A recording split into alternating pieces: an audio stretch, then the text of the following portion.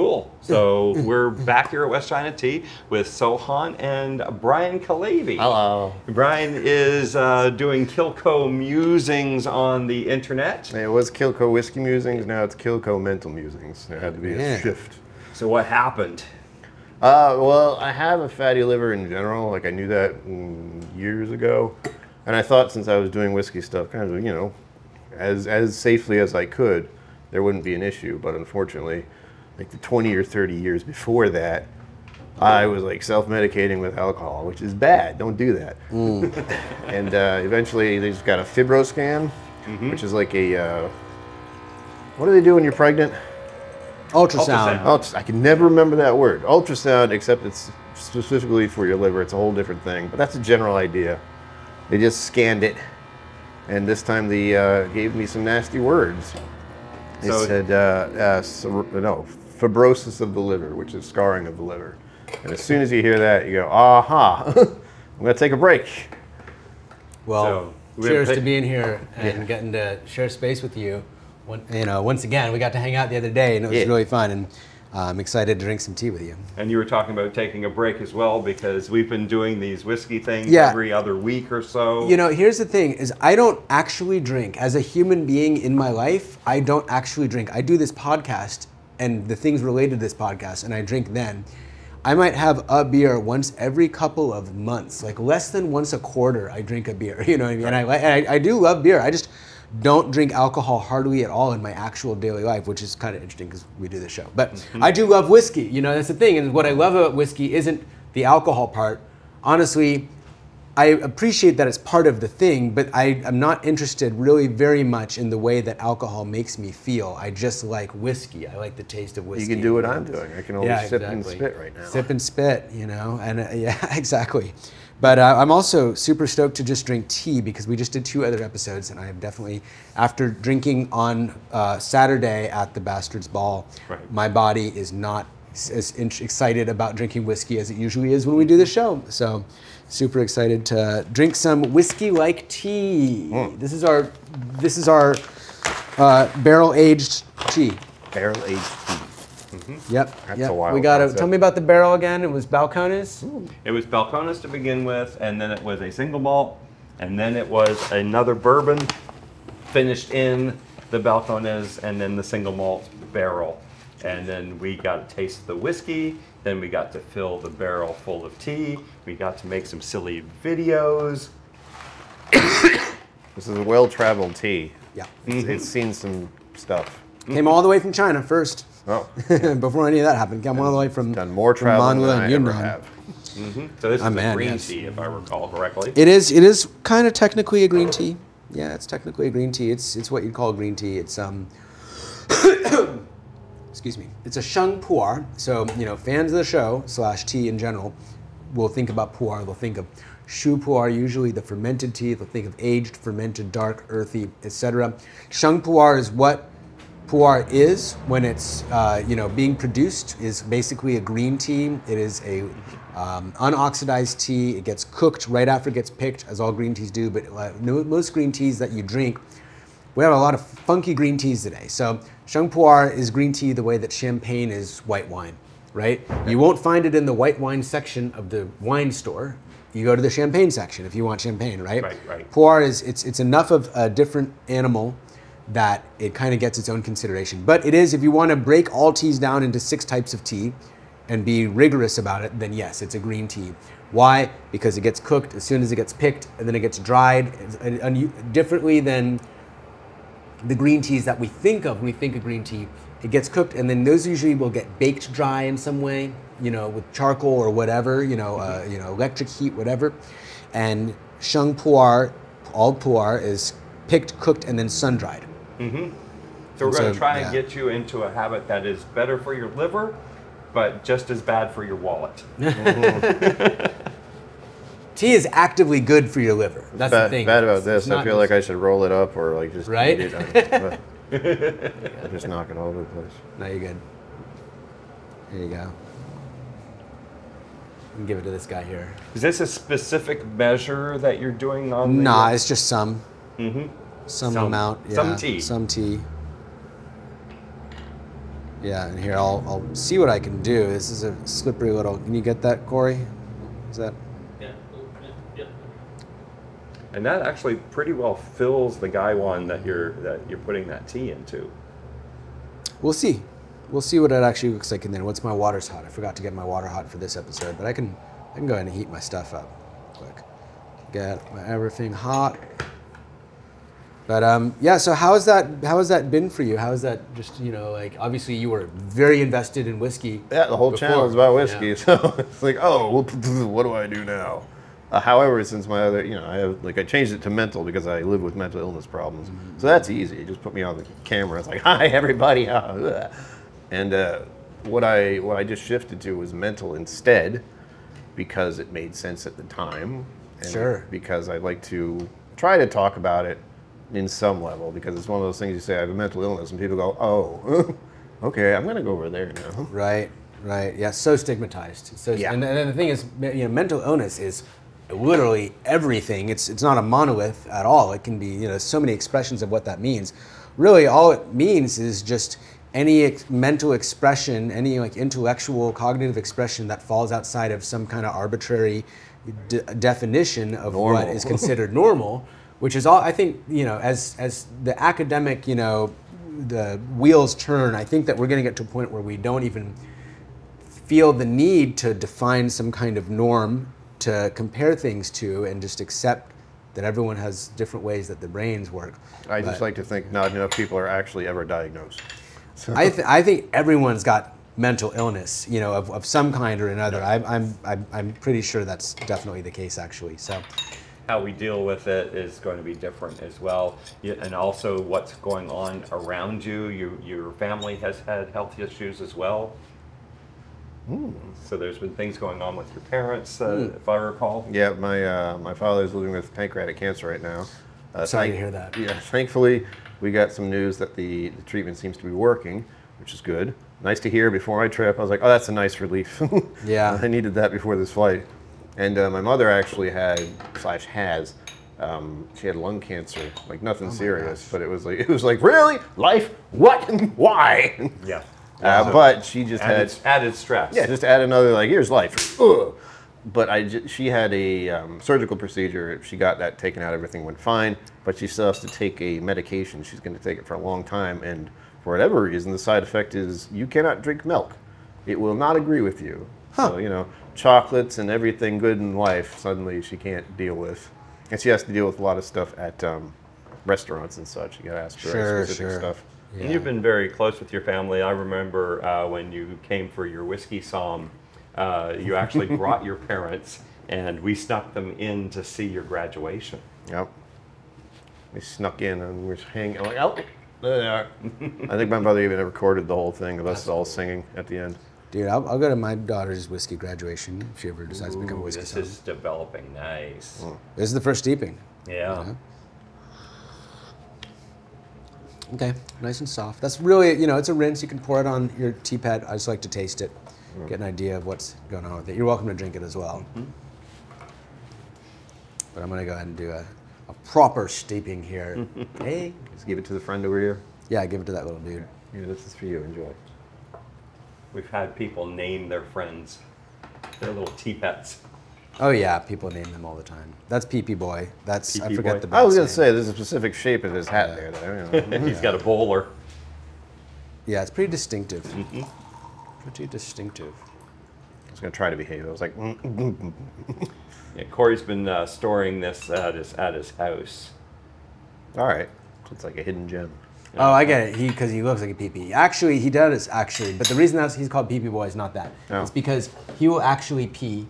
If you do all the right stuff, then he will pee. Pour hot water over him, and he actually pees. Maybe I don't know if I've got it. I need to prep him. I need to prep him for the episode, because the trick is first you pour hot water on him, and then you put him in cold water. You let him sit, and he sucks up the cold water. Oh. And then you pour hot water on him, and he pees. Ah. Yeah, it's pretty cool, but yeah, it requires a little bit of time.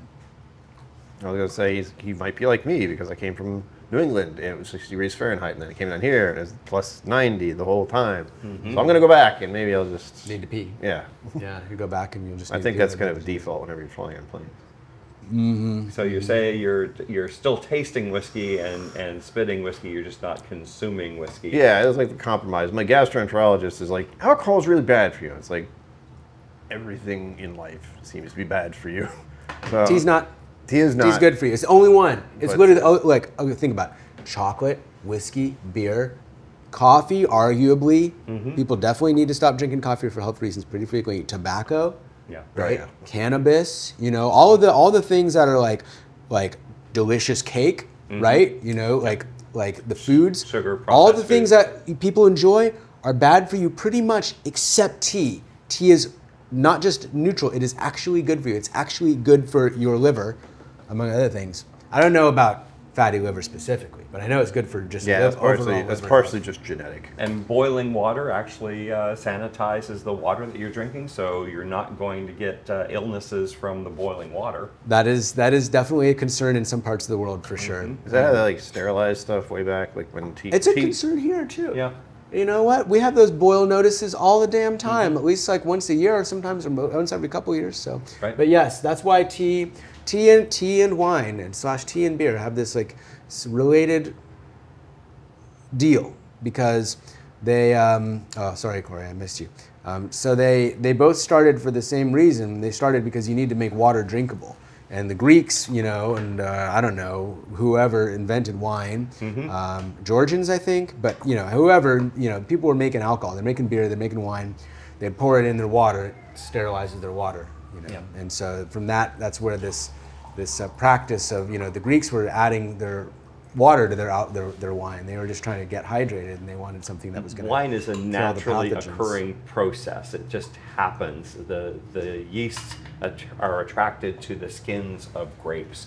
All it takes is making grape juice and allowing it to sit out. Wild yeasts are in our atmosphere, and it'll naturally ferment and turn into wine. So that's the marula fruit in Africa actually makes animals drunk. So Yeah. that- You're seeing like monkeys and stuff eat that stuff. They just stumble around afterwards. I think elephants have done it too. which is like, Elephants please will don't. elephants will get like belligerent. They are usually chill, and in India they will go drink. They'll break into people's rice wine stores. They will get wasted on rice wine, and they will just like go on these blackout rages, and they'll just go on a rampage and start knocking things down, and they'll kill people. And then the villagers will go take revenge by like hunting down the elephants. It's a whole thing. There's a whole drama Yep. going on in India with elephants and their alcoholism. It's fun watching giraffes too when they're drunk because they're just so awkward and weird. Like, my head is I would too be heavy. really scared to consume fermented food if I was a giraffe. It just seems like too high. The stakes are too high. How did they get? Well, if it's in the tree, but they're like they have to bend all the way down. Right, exactly. The fruit's not going to ferment on the tree usually. They have to bend all the way down. Ever seen a giraffe drink? I've never seen a giraffe drink. No. Oh, I think they splay themselves Yeah. Splay out. way out. Yeah. They splay Go way split, out. like, Splay. Yeah. Well, I think it's interesting. A lot of people who get into tea are, for one reason or another, not drinking alcohol, and a lot of people like yourself are people My who mother really, likes really tea. love it. My mother always has tea wherever she goes. It's like we're at a restaurant. She's like, "I'd like some hot tea, please." Yeah, I'll send you with some tea to give your mom. Oh, cool. Yeah, please. That would be awesome. Yeah, She, absolutely. what's happened is actually viewers of the channel are actually sending me like coffee and tea now because they know my mother Oh, bro. likes tea. It's Yeah, hilarious. bro, I got you. Don't worry. And you're in Rhode Island? Yeah, I'm the only whiskey somm in Rhode Island right now. Yeah, coffee milk. That's what I know about Rhode Island. Yep, that's a thing. That's it. That's all I got. And chickens. There's a chicken. There is a Rhode Island Red. yeah. Rhode Yeah. Island Red. Mm-hmm. Yeah. The Ocean State. Oh, is that what it's called? Is called it Ocean State? yeah. That's nice. I mean, it's an island. That's fair. Yeah, well, there's part of it that's a island. It's a Quidnick Island, which I actually was born and raised on, so I can say I lived on an island. But most of it is actually on the land. So there's a whole bunch of actual islands. That's really why it's called Rhode Island. Because there's like the big one is a Quidnick Island, but then there are a bunch of other ones, and oh god, what's the name of the other one? There's another one that's actually just south that you can take a boat over. Well, they should have called it Rhode Peninsula then, if it's not actually an island, if it's not separated from the It was a weird thing because the Quidnick Island was Rhode Island, and it was Rhode Island Providence Plantations, and then recently, within the past few years, they're like, maybe we shouldn't call it that last part anymore, and they actually took it off to just be Rhode Island now. I did like that part only because it used to be the littlest state with the biggest name, but now it's not anymore. It's just Rhode Island. Which is for the better, honestly. So this tea, though, this tea's been in a whiskey barrel. So this is why I wanted to save this for you, because I know we weren't going to drink whiskey, but that you like whiskey. So I wanted to save the tea that What? actually... Oh, no. I've been bamboozled. But what do you get? You get any oaky notes? You got any whiskey, anything? Oaky notes. I'm getting a little bit of bitterness on the end, but it's a green bitterness. It's like... trying to think, almost like a bamboo note. Yeah. Yeah, this is Manula Sheng is what the tea is. And it's like I was saying, it's a low oxidized tea. It's a fresh Sheng Pu'er. It's basically a kind of a green tea. It has that bitterness is there in it. I think that what I'm getting from this is a little bit more of the, like you're saying, like oaky notes. It's very dry at the end. I feel like if I've had whiskeys that are dry like this, where they just... It takes all the moisture out of your tongue. The nose is a little bit musty. Thank you. More like a forest floor musty. I thought mossy. Yeah, mossy. It came to mind. Yep. Mossy musty. Yeah, sphagnum moss when it's green on the forest floor, that type of mossy. Sphagnum, you say. Sphagnum. All right. Yeah, that's what turns into peat moss in some areas. Got it. I was like, that's an oddly specific moss note, Richard. Okay. Peat, of course, it's got to do with peat. I see Not lichen. I see little leafy bits at the bottom of this. I'm like, ooh, I can tell the future now. Ooh. There you go. What does it say? I don't know. It says there's tea leaves on the bottom. Okay, that's not the future. That's the present. Yeah, but that is a really legitimate kind of divination, you know. Yeah. People go like, this is what's going on in your life I right probably only know that from Harry Potter. I'm not gonna lie. Call it tasseomancy, they call it. So what whiskey do you think you miss the most? What whiskey would you set aside for a special occasion? Oh, okay. Well, you're asking whiskey questions. Okay, all right. No, it's fine. Fine. Again, I have 100-something odd bottles at home. I'm surrounded by them all the time. I was in the vault last night. Oh my gosh. So there's a lot of like looking you at came stuff. here. I did have like a really special one, which is the Redbreast Dreamcast. I was stored in a different spot behind lock and key, but I was given the chance to actually try it. He told me where the key was. I'm like, oh, cool, great. Big, silly key, too. Like the thing you see in a dungeon. Just Oh, cool. Yeah. Yeah. I was like, awesome. this is new. How do I use it? I love Sega, so, you know, that's something I would enjoy. But the one I would say that I miss right now, and there's more than one, but specifically the first one that came to mind is a Redbreast PX cask. Okay. That one's really good. And I'm lucky I found it again. I thought it was discontinued when I first got a bottle. And I was so sad, and then I found out they're still doing it. They're going to do it like as a line of their usual runs. That was great. So you like cask finished Irish style? I do. I like the Redbreast cask drink too. Anything Redbreast, I'm usually give it to me.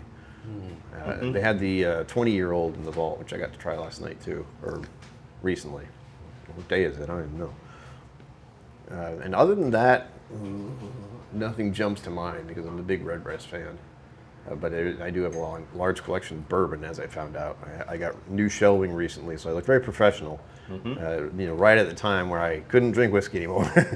Like, this is a backdrop now. We're heading into the holidays. A tea that you would recommend that would be a special gift from the tea house, and the whiskey that you would recommend for somebody shopping for a loved one for the holidays. In, let's say, not the base price point, not like super crazy price point, but in a good price point for people that are shopping for a gift in the $50 to $100 range. Okay, cool. Yeah.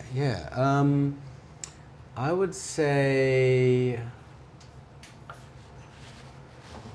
Sugar Plum is $55. That's right in that range. Sugar Plum is it's a little bing of aged white tea. It's a nice holiday tea because it's super honey notes and date notes, and it's very nourishing, nurturing feeling. So it's a very like sweet vibe, and it's a nice gift to give because it's not a bag of leaves. You know what I mean? It's like a whole unit of tea. It's a cake of tea. Okay. It's got beautiful art on the front, and it presents as like a very beautiful thing to have and to have in your possession. So definitely, yeah. We just got a bunch of it in. We just got 100 cakes of it in. It's from 2015. It's an aged tea. So if you're shopping for a whiskey person and they like aged whiskeys, then this is a great way to, that would make it a 9-year-old tea, because tea continues to age in your possession. Unlike whiskey, you've got a bottle of whiskey and it's, you know. Unless it's oxidizing because it's too low. It's not oxidizing, but it's other not than that, getting it will stay the same. Nothing good's happening. Yeah, nothing good's happening. So they go to your website and they're going to be able to find Sugar plum. Type in sugar plum. Yeah, it's also seasonal because the word sugar plum is associated with Christmas. So. Perfect. Tchaikovsky. And what would your gift whiskey be for a whiskey enthusiast? That is actually one I have set. And again, this is set before you ask me that other question. It's Redbreast 12. Okay. Because it's usually a decent price. And I say to people, you know, when they ask me this question, get a Redbreast 12. If you don't know much about whiskey, get that one first. You will not, you will just be like, what, huh? This is whiskey? It's like, yes. Irish whiskey is always a safe bet as a starter. Yeah, it sure is. Often in the holidays, they end up having sets where you get something like a Redbreast 12, and they might have a glass with it in a nice box. It's easy to wrap and put under the tree. You've also got these tea sets. If somebody was going to purchase a tea set, what would be an all-purpose, all-around tea set to get? I know you have some packaged ones that are a little bit more expensive. No, I would tell people to get the $100 starter kit, which is, it's a whole tea set. It's a tea set with 3 cups. It's a gaiwan, like this. One of these guys, 3 cups that are more like yours than mine, but they have bats on them. And it folds up into like a little case. It's very cute, very portable, very demure. I'm just gonna squeeze it, get that in while I can. You know, it's not gonna be relevant anymore soon. People like in 5 years, people are like, what are they talking? Why do they keep saying demure? Or like more like 2 years later. But it is demure, damn it. Yeah. And so we got that. That's a whole tea set. Then there's the tube with 10 different tea coins in it, so you can sample 10 different teas. Cool. And then the class, which is an online class. It's recorded, it's online. You can watch it anytime you want. You're gonna watch it as many times as you want.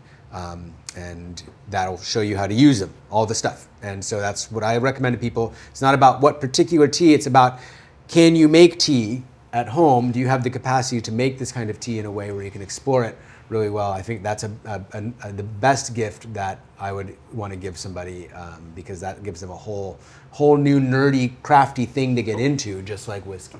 So links in the description. We're going to probably hold one of those sets up for our little screen grab for Corey to do at the end. We love having you guys here, and it's not always about the whiskey. It's a lot more about the conversation and the people around the table, and we love having you here. So thank you very much, Brian, for coming and joining us. And thank you, Sohan, for hosting us at this beautiful tea house. And we'll see you next time.